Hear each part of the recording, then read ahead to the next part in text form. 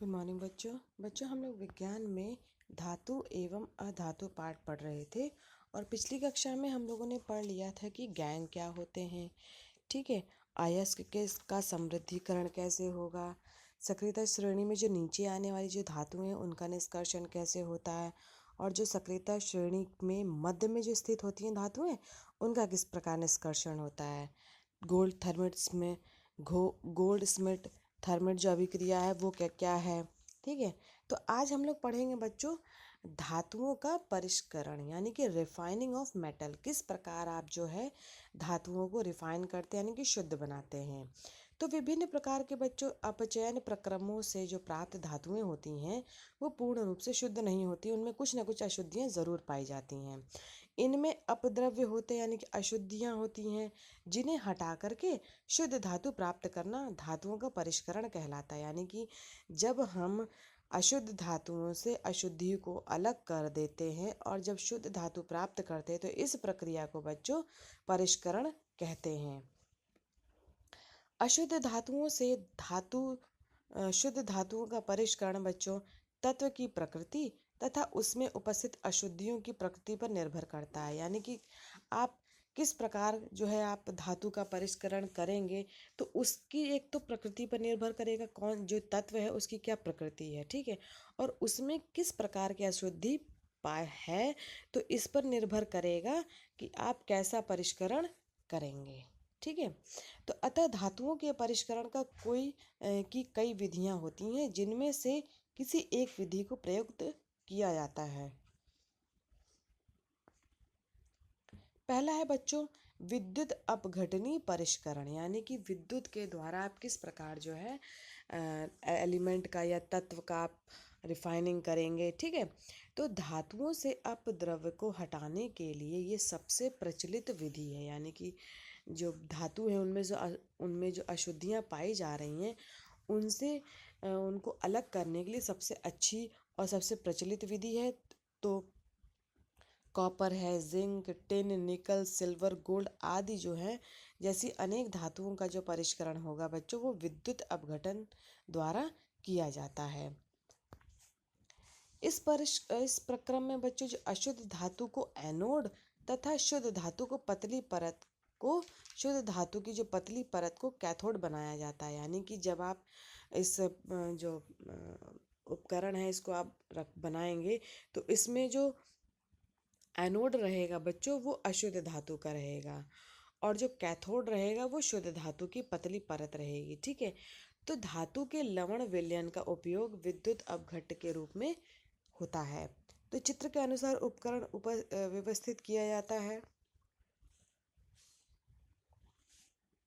देखिए ये चित्र बनाया गया है, इसमें जो विद्युत अपघटन के द्वारा देखिए ऊपर जो है विद्युत धारा को प्रवाहित करने के लिए एक कुंजी बनाई गई है। ठीक है, और एनोड जो है बच्चों ये अशुद्ध धातु है और जो कैथोड है ये शुद्ध धातु है। ठीक है, और नीचे देखिए अशुद्धियां जो हैं वो जमा हो रही हैं जिससे बच्चों कहा जा रहा है एनोड पंख। ठीक, और ये जो दोनों जो छड़ होती हैं यानी जो कैथोड की और एनोड की एक लिक्विड में डिप करी जाती हैं जिसे कहा जाता है अम्लीकृत कॉपर सल्फेट का विलयन। और इस पूरे जो प्रक्रम है इसको एक टैंक में व्यवस्थित किया जाता है। ठीक है, तो विद्युत अपघट्ट से जब धारा प्रवाहित की जाती है तब एनोड पर स्थित अशुद्ध धातु विद्युत अपघट्ट में घुल जाती है। यानी कि एनोड यानी कि जिसके ऊपर धन आवेशित इलेक्ट्रोड होगा। ठीक है, इतनी ही मात्रा में शुद्ध धातु विद्युत अपघट्ट से कैथोड पर निक्षेपित हो जाता है। यानी कि जितनी मात्रा में एनोड से अशुद्धियां हटेंगी उतनी ही मात्रा में कैथोड पर वो जमा हो जाएंगी। यानी कि जिसके ऊपर जो है ऋण का साइन होगा वो क्या कहलाएगा बच्चों, कैथोड कहलाएगा, और उस पर जो है शुद्ध धातु जो है वो जमा होती जाएगी या फिर निक्षेपित होती जाती है। विलय अशुद्धियां विलयन में चली जाती हैं। जो अशुद्धियां होती हैं यानी कि जो घुलने वाली जो अशुद्धियां होती हैं वो विलयन में चली जाएंगी और अविलय अशुद्धियां जो हैं वो एनोड तल पर निक्षेपित हो जाती है, जिसे बच्चों एनोड पंख कहते हैं। ये देखिए चित्र में ही आपको मैंने पहले भी बता रखा है कि चित्र में जो कैथोड है और एक एनोड है। कैथोड के ऊपर देखिए कि ऋण का साइन है और एनोड पे धन का चिन्ह है। तो जब तांबे का विद्युत अपघटनी प्रकरण है ये बच्चों, यानी किस प्रकार जो है तांबे को शुद्ध किया जा रहा है, तो अम्लीकृत कॉपर सल्फेट का विलयन जो है इसमें विद्युत अपघट्य है। अशुद्ध तांबा जो है वो एनोड है, जबकि शुद्ध तांबे की पट्टी जो है बच्चों कैथोड का कार्य करती है।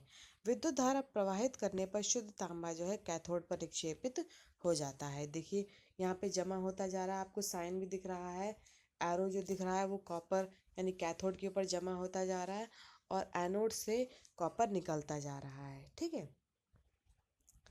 अब देखते हैं बच्चों एल्यूमिनियम का निष्कर्षण कैसे करेंगे, यानी कि एक्सट्रैक्शन ऑफ एल्यूमिनियम। एल्यूमिनियम आप लोग जानते ही हैं, बहुत फेमस ये वर्ड है एल्यूमिनियम।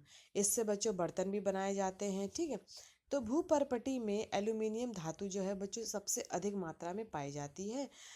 आयरन के बाद अत्यधिक उपयोग में लाई जाने वाली ये दूसरी धातु है। सबसे पहले कौन सी आयरन है और दूसरी कौन सी एल्यूमिनियम है। तो इसका अयस्क बच्चों क्या कहलाता है, तो एल्यूमिनियम का जो प्रमुख अयस्क है बच्चों वो बॉक्साइट होता है और इसका सूत्र जो है वो Al2O3.2H2O है। ये एल्यूमिनियम ऑक्साइड जो है वो बालू तथा आयरन ऑक्साइड जैसी अशुद्धियों के साथ मिश्रित होता है। यानी कि जो एल्यूमिनियम ऑक्साइड है ये बालू यानी रेत तथा आयरन ऑक्साइड जैसी धातुओं के साथ मिश्रित रहता है। अब बायर विधि द्वारा अयस्क की समृद्धि या शुद्ध एल्यूमिना प्राप्त करना, यानी कि किस प्रकार से है जो है आप शुद्ध एल्यूमिना प्राप्त करेंगे, और इस विधि को बच्चों बेयर विधि कहते हैं। तो बॉक्साइट से शुद्ध एल्यूमिनियम प्राप्त करने के लिए बेयर विधि का प्रयोग किया जाता है। इस विधि में बच्चों बारीक पिसे हुए अयस्क को गर्म सोडियम हाइड्रोक्साइड विलयन के साथ अभिकृत करते हैं। यानी क्या करेंगे, इसमें जो अयस्क होगा बच्चों इसको बारीक पीस लेंगे, उसके बाद पिसे हुए अयस्क को गर्म करेंगे किसके साथ, सोडियम हाइड्रोक्साइड के साथ, सोडियम हाइड्रोक्साइड विलयन के साथ। ठीक है, अब बॉक्साइट में उपस्थित एल्यूमिनियम ऑक्साइड जो है वो सोडियम हाइड्रोक्साइड से क्या करेगा, अभिक्रिया करेगा और जल में विलय सोडियम एल्यूमिनेट देता है। देखिए यहाँ पे रिएक्शन से भी और क्लियर हो जा रहा है कि एल्यूमिनियम ऑक्साइड जो है इसको हमने सोडियम हाइड्रोक्साइड के विलयन से हमने रिएक्ट कराया, तो हमें क्या मिला बच्चों, सोडियम एल्यूमिनेट मिला हमें यहाँ पे। ठीक है, अब ये जो सोडियम एल्यूमिनेट है तो आयरन थर्ड यानी ऑक्साइड Fe2O3 सोडियम हाइड्रोक्साइड विलयन में अघुलनशील रहती है, अतः इसको छानकर अलग कर देते हैं। सिलिका, लेकिन जब आयरन के साथ सोडियम हाइड्रोक्साइड का अभिक्रिया कराएंगे तो हमें क्या मिलेगा, सोडियम आयरन ऑक्साइड मिलेगा, और ये जो होता है बच्चों ये विलयन में अघुलनशील होगा, अतः इसको छान कर अलग कर देते हैं। लेकिन जब सिलिका के साथ प्रयोग करेंगे तो सोडियम हाइड्रोक्साइड विलयन से क्रिया करके जल में विलय सोडियम सिलिकेट होता है, यानी कि ये तो विलय होता है वो, लेकिन आयरन ऑक्साइड नहीं होता है। बच्चे जो सोडियम एल्यूमिनेट होता है जो कि हमें एल्यूमिनियम ऑक्साइड की अभिक्रिया से प्राप्त हुआ है, या सोडियम सिलिकेट युक्त जो है वो छने विलयन को थोड़े से एल्यूमिनियम हाइड्रोक्साइड के साथ मिलाकर विलोडित करते हैं। इसके फलस्वरूप क्या होता है बच्चों कि एल्यूमिनियम हाइड्रोक्साइड जो है वो प्रेरित होकर के अवशेपित हो जाता है। देखिए विलयन में अशुद्ध सिलिका जो है वो सोडियम सिलिकेट के रूप में विलय रहता है। देखिए आपने क्या किया, सोडियम एल्यूमिनेट लिया, उसको हमने जल के साथ अभिक्रिया कराते हैं तो हमें एल्यूमिनियम हाइड्रोक्साइड मिलेगा। ठीक है, साथ में हमें सोडियम हाइड्रोक्साइड भी मिलेगा। अब जो एल्यूमिनियम हाइड्रोक्साइड है वो एल्यूमिनियम हाइड्रोक्साइड के अवक्षेप को छान करके धोकर तथा सुखाकर दहित करके, यानी कि उसको गर्म करके शुद्ध एल्यूमिनियम ऑक्साइड जिसे एल्यूमिना कहते हैं प्राप्त करते हैं। जो सोडियम हाइड्रोक्साइड है देखिए इसको हमने गर्म किया और हमें क्या मिल गया, एल्यूमिना मिला। ठीक है, आप देखते हैं बच्चों, जो एल्यूमिनियम हमें प्राप्त हुआ है उसको विद्युत अपघटनी के द्वारा कैसे एल्यूमिनियम को प्राप्त करेंगे। तो जो एल्यूमिनियम हमें मिला है यानी Al2O3, ये ठोस अवस्था में विद्युत चालन नहीं करती है, यानी कि इसमें विद्युत प्रवाहित नहीं होगा। और इसका जो गलनांक होता है बच्चों अत्यंत उच्च होता है, यानी कि बहुत हाई टेम्परेचर होता है जब जिस टेम्परेचर में ये गलना शुरू होता है। अतः इस ताप पर विद्युत अपघटन अधिक महंगा होता है। अतः बच्चों, विद्युत अपघटन के लिए एल्यूमिना को गलित क्रायोलाइट में घोल देते हैं। क्या करेंगे हम? एल्यूमिना को क्रायोलाइट, और क्रायोलाइट का बच्चों सूत्र क्या है, यानी कि Na3Alf6। तो क्रायोलाइट में क्या करेंगे, इसको हम घोल देंगे। अब जो क्रायोलाइट प्रयुक्त करने का कारण ये है कि इसका गलनांक क्या होता है, एल्यूमिनियम की अपेक्षा बहुत कम होता है। एल्यूमिना का गलनांक बहुत ज़्यादा होगा तो ये हमें बहुत महंगा पड़ेगा, ठीक है। लेकिन जो क्रायोलाइट होता है बच्चों, इसकी जो गलनांक होगा वो बहुत कम होता है।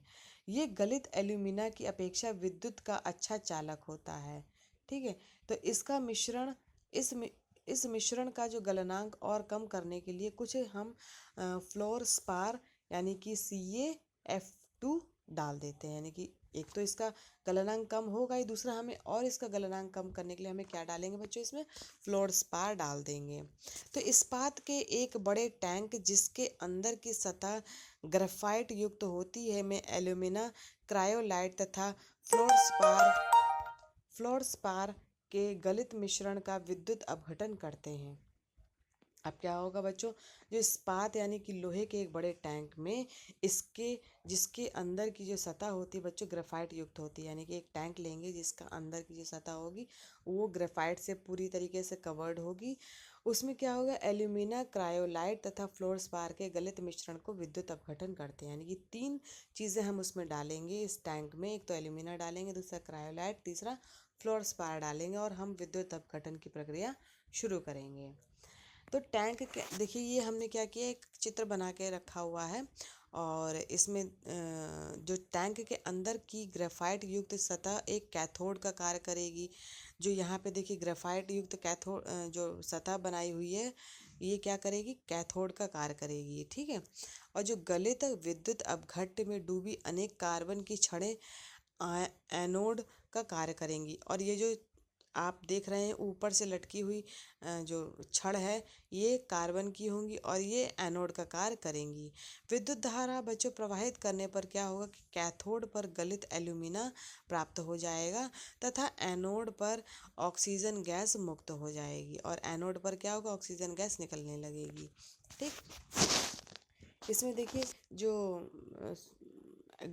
सोल्यूशन लिया हुआ बच्चों, इसमें गलित एल्यूमिनियम है, लगभग 123 केल्विन ताप पर गलित क्रायोलाइट में विलयन अयस्क जो है वो भी है इसमें।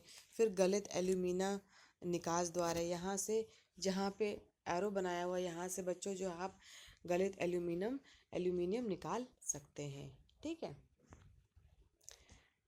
अभिक्रिया जो है बच्चों निम्न प्रकार की होती है। जो देखिए कैथोड पर क्या होगा कि एल्यूमिनियम के साथ जो है वो एल्यूमिनियम के साथ इलेक्ट्रॉन जुड़ जाएगा और हमें शुद्ध एल्यूमिनियम प्राप्त हो जाएगा। और कैथोड पर क्या होगा, ऑक्सीजन निकलेगा, सॉरी एनोड पर क्या होगा, ऑक्सीजन जो है वो निकलेगी, यानी कि ये इलेक्ट्रॉन जो है वो बाहर निकालेगी ऑक्सीजन, ठीक है। तो एनोड पर उत्पन्न ऑक्सीजन गैस ग्रेफाइट से क्रिया करके कार्बन डाइऑक्साइड गैस उत्पन्न करती है। इस अभिक्रिया में एनोड धीरे धीरे अभिकृत होकर समाप्त हो जाता है। अतः एनोड को समय समय पर बदलते रहना चाहिए बच्चों। तो इस प्रकार जो है आपने देखा कि किस प्रकार जो है एल्यूमिनियम का हमने शुद्धिकरण किया।